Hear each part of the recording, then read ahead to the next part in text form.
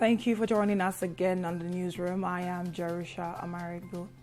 Candidates of the All Progressives Congress, APC, in the September 19th Edo governorship poll, Osagi Iyamu has made indications that he will approach the court to contest the outcome of the election that gave victory to Godwin Obaseki of the People's Democratic Party, PDP.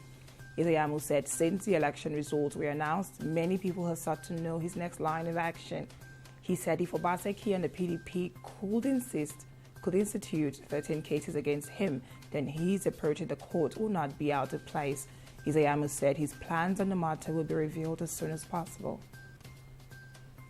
The Court of Appeal in Abuja will deliver its judgment on the separate appeals challenging the August 17th verdict of the Bayelsa State Governorship Election Petitions Tribunal, which sacked Governor Duoye Diri from office today. Diri, his party, the People's Democratic Party, and the Independent National Electoral Commission filed separate appeals urging the Court of Appeal to overturn the tribunal's verdict.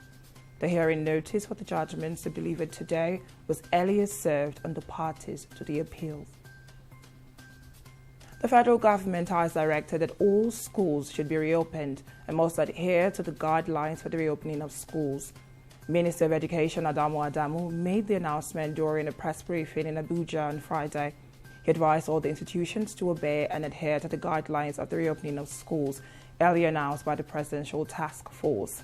Schools across the country were closed in March as part of steps to curb the spread of COVID-19. U.S. Secretary of State Mark Pompeo said he had tested negative for the coronavirus after President Donald Trump announced he had been infected and was in quarantine. Pompeo said he was tested a few hours after Trump's announcement and added it was the fourth time he had been tested during the past 2.5 weeks. He thereafter said he has not interacted with the president since the Abraham Accords were signed in Washington on September 15th, when Bahrain and the United Arab Emirates recognized Israel.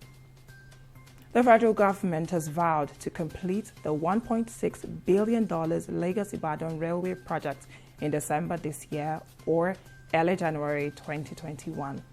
Minister of Transportation Rotimi Amechi, who disclosed this during a live television interview, said he would work with Minister of Works and Housing Babatunde Fashola as well as the Lagos State government to move heavy-duty trucks away from roads. Amechi insisted on Nigerian roads will not last without the construction and usage of functional rail lines, which will serve as an alternative to move cargoes.